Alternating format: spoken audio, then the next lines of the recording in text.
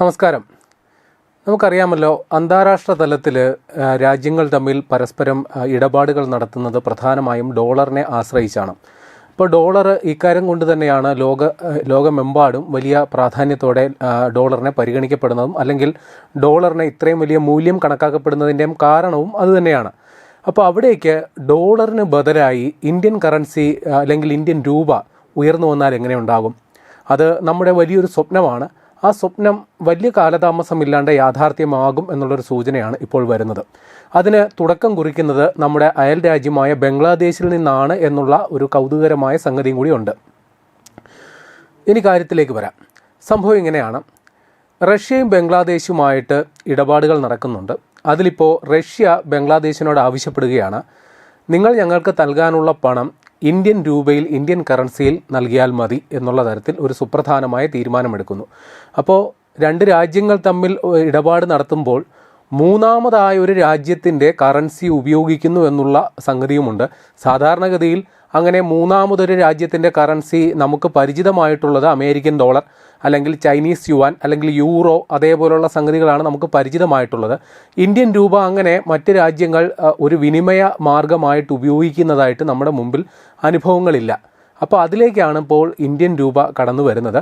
അപ്പോൾ ഇതൊരു തുടക്കമാണെങ്കിൽ ഡോളറിനെ പോലെ സാർവദേശികമായി അല്ലെങ്കിൽ അന്താരാഷ്ട്ര തലത്തിൽ ഈ തരത്തിൽ ഒരു വിനിമയ ഉപാധിയായി ഇന്ത്യൻ കറൻസി മാറുകയാണെങ്കിൽ അത് ഇന്ത്യൻ കറൻസിയുടെ സ്വീകാര്യതയ്ക്കും ഇന്ത്യൻ കറൻസിയുടെ മൂല്യവർദ്ധനവിനും കാരണമാകും എന്നുള്ളത് നിസ്സംശയം പറയാം.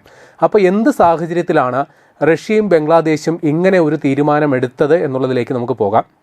അതിന് പ്രധാന കാരണം റഷ്യയ്ക്ക് അമേരിക്കൻ ഡോളറിനെ തീരെ അങ്ങ് വിശ്വാസമില്ല, അല്ലെങ്കിൽ അമേരിക്കൻ ഡോളറിനെ ആശ്രയിക്കുന്നത് കുറയ്ക്കുക എന്നുള്ളതാണ് റഷ്യയുടെ ഒരു നിലവിലുള്ള പൊതുനയം. അതിൻ്റെ കാരണം അമേരിക്ക തന്നെ റഷ്യയ്ക്ക് മേൽ ഏർപ്പെടുത്തിയിരിക്കുന്ന നിരവധിയായ സാമ്പത്തിക ഉപരോധങ്ങൾ മൂലമാണ്. കൂടാതെ ഈ ഡോളർ വിനിമയം നടത്തണമെങ്കിൽ ഓരോ രാജ്യവും ഈ അന്താരാഷ്ട്ര തലത്തിൽ ബാങ്കുകളെ തമ്മിൽ ബന്ധിപ്പിച്ചിരിക്കുന്ന സ്വിഫ്റ്റ് എന്ന് പറയുന്ന ഒരു നെറ്റ്വർക്കുണ്ട്. അപ്പോൾ ഇപ്പോൾ റഷ്യ ഈ ഉപരോധങ്ങൾ നേരിടുന്നത് കൊണ്ട് തന്നെ ഈ സ്വിഫ്റ്റ് എന്ന് പറയുന്ന നെറ്റ്വർക്കിൽ റഷ്യൻ ബാങ്കുകൾക്ക് ഇപ്പോൾ നിലവിൽ പങ്കാളിത്തമില്ല. അതുകൊണ്ട് തന്നെ ഡോളർ വിനിമയം റഷ്യയ്ക്ക് ഇപ്പോൾ അസാധ്യമാണ് താനും. ഈ ഒരു സാഹചര്യത്തിലാണ് മറ്റ് മാർഗങ്ങൾ ഉപയോഗിച്ച് റഷ്യ ഇടപാട് നടത്തുന്നത്. അപ്പോൾ ഏതൊരു സാഹചര്യത്തിലും ഈ തരത്തിൽ ഉള്ള ഇടപാട് നടത്തണമെങ്കിൽ നിരവധിയായ അനുമതികൾ വേണം. അപ്പോൾ ബംഗ്ലാദേശിൻ്റെ മുമ്പിൽ റഷ്യ ഇങ്ങനെ ഒരു നിർദ്ദേശം വെച്ച സ്ഥിതിക്ക് ബംഗ്ലാദേശ് അക്കാര്യം ഗൗരവതരമായി പരിഗണിക്കുന്നു. നിലവിൽ ഈ വിഷയം ബംഗ്ലാദേശിൻ്റെ ഇക്കണോമിക് റിലേഷൻസ് ഡിവിഷൻ ERD എന്ന സംഗതിയാണ്. അവരാണ് ഈ കാര്യം പരിശോധിച്ചുകൊണ്ടിരിക്കുന്നത്. അതായത് ഇന്ത്യൻ കറൻസിയിൽ വിനിമയം നടത്തണയോ വേണ്ടയോ. അപ്പോൾ ഇക്കാര്യത്തിൽ ഒരു അനുകൂലമായ തീരുമാനം വരുന്ന സെപ്റ്റംബറിലോ ഒക്ടോബറിലോ രണ്ട് കൂട്ടരും തമ്മിലുള്ള ചർച്ചയിൽ തീരുമാനമാകും. തീർച്ചയായിട്ടും ഈ കാര്യത്തിൽ ഇന്ത്യയുടെ അനുമതിയും വേണം. കാര്യം ഇന്ത്യൻ കറൻസിയാണല്ലോ ഉപയോഗിക്കുന്നത്. ഇന്ത്യയുടെ ഭരണകൂടത്തിൻ്റെ അനുമതി വേണം, റിസർവ് ബാങ്കിൻ്റെ അനുമതി വേണം. തീർച്ചയായിട്ടും നമ്മൾ ഈ കാര്യത്തിൽ സന്തോഷപൂർവ്വം ഇക്കാര്യത്തിൽ ഇവർക്കുള്ള അനുമതി കൊടുക്കാൻ തന്നെയാണ് കാരണം. അതിൻ്റെ കാരണങ്ങൾ ഞാൻ നേരത്തെ പറഞ്ഞു. കാരണം ഇത് രണ്ട് രാജ്യങ്ങളുടെയും ഒരു വിനിമയ ഉപാധിയായി അവർ ഉപയോഗിക്കുന്നെങ്കിൽ തന്നെയും അത് ഗുണകരമാവുക ഇന്ത്യക്കാണ്, അല്ലെങ്കിൽ ഇന്ത്യൻ കറൻസിക്ക് അത് വലിയ ഗുണകരമാകും എന്നുള്ള തിരിച്ചറിവിൽ ആണ് ഇന്ത്യ ഇതിന് അനുമതി കൊടുക്കും എന്നുള്ള ഒരു സാധ്യത നമ്മൾ പറയുന്നത്. ഇനി ഏത് സാഹചര്യത്തിലാണ് ബംഗ്ലാദേശ് ഇത്തരം ഒരു നടപടിയിലേക്ക് പോയത് എന്ന് പറഞ്ഞു തരാം. റഷ്യയുടെ സാങ്കേതിക പിന്തുണയോടുകൂടി ബംഗ്ലാദേശിൽ ഒരു ആണവ നിലയം പണികഴിപ്പിക്കുന്നുണ്ട്. രാംപൂരിയൻ എന്നാണ് ആ ആണവ നിലയത്തിൻ്റെ പേര്. ഭീമമായ സാമ്പത്തിക മുതൽ മുടക്കതിനുണ്ട്. 12.56 ബില്യൺ ഡോളർ ആണ് അതിനുള്ള സാമ്പത്തിക മുതൽ മുടക്ക്. അപ്പോൾ റഷ്യ ഇത് പണിത് കൊടുക്കുമ്പോൾ തീർച്ചയായിട്ടും ബംഗ്ലാദേശ് അതിൻ്റെ പൈസ കൊടുക്കണമല്ലോ. അപ്പോൾ നിലവിൽ ബംഗ്ലാദേശ് ഇവർക്ക് ഇങ്ങനെ പണം കൊടുക്കാൻ അവർ സന്നദ്ധമാണ്. പക്ഷേ ആ പണം ഈ അന്താരാഷ്ട്ര ഉപരോധങ്ങൾ നിലനിൽക്കുന്നത് കൊണ്ട് അന്താരാഷ്ട്ര ചാനലുകൾ വഴി റഷ്യയ്ക്ക് അത് പിൻവലിക്കാൻ പറ്റാത്ത ഒരു സാഹചര്യമുണ്ട്. അപ്പോൾ ഇതിന് പരിഹാരം എന്ന നിലയിൽ ചൈനീസ് യുവാനിൽ ഇടപാട് നടത്താനായിട്ട് റഷ്യ ഒരു നിർദ്ദേശം വച്ചു. പക്ഷേ അപ്പോഴും ബാങ്കുകൾ ഈ അന്താരാഷ്ട്ര ഉപരോധം ഭയന്ന് പിൻവാങ്ങുന്ന ഒരു സാഹചര്യം ഉണ്ടാവുകയും ചെയ്തു. ഈ ഒരു സാഹചര്യത്തിലാണ് ചൈനീസ് യുവാന് സാധിച്ചില്ലെങ്കിൽ വേണ്ട, ഇന്ത്യൻ രൂപയ്ക്ക് സാധിക്കുമെന്ന റഷ്യയുടെ നിർദ്ദേശം ഇപ്പോൾ ബംഗ്ലാദേശിൻ്റെ മുമ്പിൽ ഉള്ളത് എന്നുള്ളത് കൂടി നമ്മൾ മനസ്സിലാക്കി വെക്കണം. അപ്പോൾ ഇനി ഇതെങ്ങനെ സാധ്യമാകും? അതിന് നിസ്സാരമായ ഒരു കുറുക്കു വഴി ചെയ്താൽ മാത്രം മതി. അതിന് ഏതെങ്കിലും ഒരു റഷ്യയുടെ ദേശസാൽകൃത ബാങ്കിൻ്റെ ഒരു ശാഖ ബംഗ്ലാദേശിലെ ധാക്കയിൽ സ്ഥാപിക്കുക എന്നുള്ളത് ഒരു ലളിതമായൊരു നടപടിക്രമം മാത്രമാണ് ഇതിലുള്ളത്. അപ്പോൾ ഈ ശാഖ വഴി റഷ്യക്ക് അല്ലെങ്കിൽ ബംഗ്ലാദേശിന് ഇടപാട് നടത്താൻ സാധിക്കും എന്നുള്ളത് തന്നെ നമ്മൾ മനസ്സിലാക്കി വെക്കുക. അപ്പോൾ റഷ്യയെ സംബന്ധിച്ച് ഇന്ത്യൻ രൂപയിൽ അവർക്ക് കിട്ടാനുള്ള പണം ഇന്ത്യൻ രൂപയിൽ കിട്ടിയാൽ അതുകൊണ്ടുള്ള ഗുണം എന്തെന്നാൽ സമീപകാലത്ത് ഇന്ത്യയും റഷ്യയുമായിട്ട് വൻതോതിലുള്ള ഇടപാടുകൾ നടക്കുന്നുണ്ട്. ലളിതമായി പറഞ്ഞു കഴിഞ്ഞാൽ റഷ്യയിൽ നിന്ന് വൻതോതിൽ ക്രൂഡ് ഓയിൽ ഇങ്ങോട്ടേക്ക് ഇപ്പോൾ ഇന്ത്യയിലേക്ക് വരുന്നുണ്ട്. ഈ പറയുന്ന ക്രൂഡ് ഓയിൽ ഇന്ത്യയിലെ റിഫൈനറികളിൽ സംസ്കരിച്ച് അതിൻ്റെ ഉൽപ്പന്നങ്ങൾ പെട്രോളും ഡീസലും അതേപോലെ ജെറ്റ് ഫ്യൂവലും മറ്റ് പെട്രോളിയം ഉൽപ്പന്നങ്ങളും അടക്കമുള്ളവ റഷ്യയിലോട്ട് ഇപ്പോൾ വൻതോതിൽ തിരിച്ച് കയറ്റി അയക്കുന്ന ഒരു സംഗതി കൂടിയുണ്ട്. അപ്പോൾ റഷ്യയ്ക്ക് ഇന്ത്യൻ രൂപ ആവശ്യമുള്ളൊരു സമയമാണ്. അത് ബംഗ്ലാദേശിൽ ഈ തരത്തിൽ കിട്ടിയാൽ റഷ്യയ്ക്ക് ഇന്ത്യയിൽ നിന്ന് പെട്രോളിയം ഉൽപ്പന്നങ്ങൾ വാങ്ങുകയോ ഇന്ത്യയിൽ നിന്നുള്ള മറ്റ് വിഭവങ്ങൾ വാങ്ങുകയോ ചെയ്യാം എന്നുള്ളത്. അപ്പോൾ ഇങ്ങനെ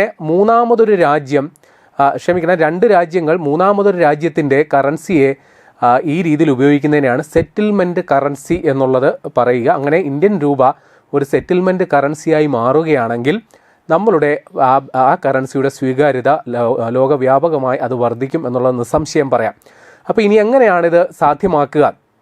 നേരത്തെ ബംഗ്ലാദേശിൻ്റെ സൊണാലി എന്ന് പറയുന്ന ബാങ്കിൻ്റെ അക്കൗണ്ടിലാണ് ഇവർ പണം നിക്ഷേപിച്ചുകൊണ്ടിരുന്നത്, അതായത് അവരുടെ ലോക്കൽ കറൻസിയായ ടാക്ക നിക്ഷേപിച്ചുകൊണ്ടിരുന്നത്. പക്ഷേ ഈ ഉപരോധങ്ങൾ നിമിത്തം റഷ്യയ്ക്ക് ഈ പണം പിൻവലിക്കാൻ പറ്റാത്ത ഒരവസ്ഥയിൽ അവിടെ കെട്ടിക്കിടക്കുകയായിരുന്നു.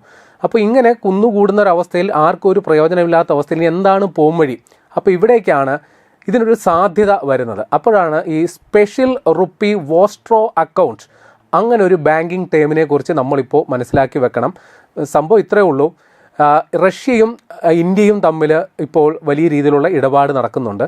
നിലവിൽ ബംഗ്ലാദേശുമായിട്ടും ഇടപാട് നടക്കുന്നുണ്ട്. അപ്പോൾ ഈ വോസ്ട്രോ അക്കൗണ്ട് എന്ന് പറഞ്ഞു കഴിഞ്ഞാൽ അതാത് രാജ്യങ്ങളുടെ പരിധിയിൽ ഒരു ബാങ്കിങ് സംവിധാനം സ്ഥാപിക്കുകയും ലോക്കൽ കറൻസിയിൽ ഇടപാട് നടത്താൻ, അതായത് ഡോളറിനെയോ മറ്റ് വിനിമയ മാർഗങ്ങളെയോ ഉപയോഗിക്കാതെ അതാത് രാജ്യത്തെ കറൻസിയിൽ ഇടപാട് നടത്താൻ അനുവദിക്കുന്ന അല്ലെങ്കിൽ അതിന് സാഹചര്യം ഒരുക്കുന്ന ഒരു ബാങ്കിങ് സംവിധാനത്തെയാണ് ഈ വോസ്ട്രോ അക്കൗണ്ട് എന്ന് പറയുക. അപ്പോൾ സംഗതി ഇത്രയേ ഉള്ളൂ. നിലവിൽ റഷ്യ ഇന്ത്യയിൽ അവരുടെ ഒരു അക്കൗണ്ട് സൂക്ഷിക്കുന്നുണ്ട്. അപ്പോൾ റഷ്യയിൽ നിന്ന് ക്രൂഡ് ഓയിൽ വാങ്ങിക്കുന്നതിനുള്ള പണം നിലവിൽ ഇന്ത്യയിൽ ഉള്ള റഷ്യൻ ബാങ്കിൻ്റെ അക്കൗണ്ടിൽ ഇന്ത്യൻ കറൻസി ആയിട്ട് തന്നെയാണ് നമ്മൾ നിക്ഷേപിച്ചുകൊണ്ടിരിക്കുന്നത്. ഇതേപോലെ റഷ്യയുടെ ബംഗ്ലാദേശിലെ ധാക്കയിലുള്ള അവരുടെ അക്കൗണ്ടിൽ അവരുടെ ലോക്കൽ കറൻസിയായ ടാക്ക നിക്ഷേപിക്കുക. അപ്പോൾ അതിന് അന്താരാഷ്ട്ര നിരക്കുള്ള വിനിമയ നിരക്ക് പ്രകാരമുള്ള ഇന്ത്യൻ കറൻസിയായിട്ട് കൺവേർട്ട് ചെയ്യും. പക്ഷേ ആ തുക അത് വരവ് വെക്കുക റഷ്യയുടെ ഇന്ത്യൻ കറൻസിയിലുള്ള വോസ്ട്രോ അക്കൗണ്ടിലായിരിക്കും. ആ രീതിയിൽ, അതായത് ചുരുക്കി പറഞ്ഞാൽ ഇത്രയേ ഉള്ളൂ, ഭൗതികമായിട്ട് ഈ കറൻസി അങ്ങോട്ടും ഇങ്ങോട്ടും മാറുന്നില്ല. അക്കൗണ്ടിൽ എൻട്രി ചെയ്തതിൽ മാത്രം അത് വിനിമയ നിരക്കനുസരിച്ച് ഓരോ അതാത് രാജ്യത്തെ അക്കൗണ്ടിൽ അതിൻ്റെ എൻട്രി ഉണ്ടാകും എന്നുള്ളത് തന്നെ മനസ്സിലാക്കി വെക്കുക. അല്ലാണ്ട് ഇന്ത്യൻ കറൻസി എടുത്തുകൊണ്ടുപോയി ബംഗ്ലാദേശ് റഷ്യക്ക് കൊടുക്കുന്നു എന്നുള്ള വിചാരം വേണ്ട. അപ്പോൾ ഇതേപോലെ ഇന്ത്യയിലുള്ള വോസ്ട്രോ അക്കൗണ്ടിൽ റഷ്യയുടെ ഇന്ത്യൻ കറൻസിയുടെ വാല്യൂ കൂടുന്നതിനനുസരിച്ച് അല്ലെങ്കിൽ അളവ് കൂടുന്നതിനനുസരിച്ച് അവർക്ക് ആ അക്കൗണ്ടിൽ നിന്ന് തന്നെ പണം എടുത്ത് ഇന്ത്യയിൽ നിന്ന് പെട്രോളോ ഡീസലോ കൊണ്ടുപോകുന്നതിനുള്ള പണം ഇന്ത്യയിലേക്ക് തന്നെ തരാം എന്നുള്ളത് കൂടി നമ്മൾ മനസ്സിലാക്കി വെക്കണം. അപ്പോൾ ഈ രീതിയിലാണ് ഇടപാടുകൾ നടത്തുന്നത്. അപ്പോൾ ചുരുക്കി പറഞ്ഞാൽ ഇത്രയേ ഉള്ളൂ, അമേരിക്കൻ ഡോളറിന്മേലുള്ള ലോകരാജ്യങ്ങളുടെ ആശ്രയത്വം കഴിഞ്ഞ കുറച്ച് നാളുകളായിട്ട് വലിയ രീതിയിൽ കുറഞ്ഞു വരുന്നു. അതിന് അമേരിക്കൻ പ്രസിഡന്റ് ട്രംപ് സ്വീകരിക്കുന്ന രാഷ്ട്രീയ നിലപാടുകൾ വലിയ ഒരു കാരണമാണ്. അതോടൊപ്പം ഓരോ രാജ്യങ്ങളും സ്വന്തം താല്പര്യങ്ങൾക്ക് വലിയ മുൻഗണന കൊടുക്കുന്നു. അതേപോലെ വിവിധ തരത്തിലുള്ള ബ്രിക്സ് പോലെയുള്ള അന്താരാഷ്ട്ര കൂട്ടായ്മകൾ ഉയർന്നു വരുന്നു. അപ്പോൾ ഒരു പൊതുധാരണയുടെ അടിസ്ഥാനത്തിൽ പരസ്പര കൈമാറ്റത്തോടെ ലോക്കൽ കറൻസിയിൽ വിനിമയം നടത്തുക എന്നുള്ളൊരു സങ്കല്പം ലോകവ്യാപകമായി ഉയർന്നു വരുന്നൊരു സാഹചര്യത്തിലാണ് ഇന്ത്യൻ കറൻസി ഉപയോഗിച്ച് റഷ്യയും ബംഗ്ലാദേശും ഇത്തരത്തിൽ ഇടപാട് നടത്താനായിട്ട് ഒരു മുൻകൈ എടുക്കുന്നത്. അത് അമേരിക്കയ്ക്കും അതേപോലെ അമേരിക്കൻ ഡോളറിനും ഉയർത്തുന്ന വെല്ലുവിളി ചെറുതല്ല.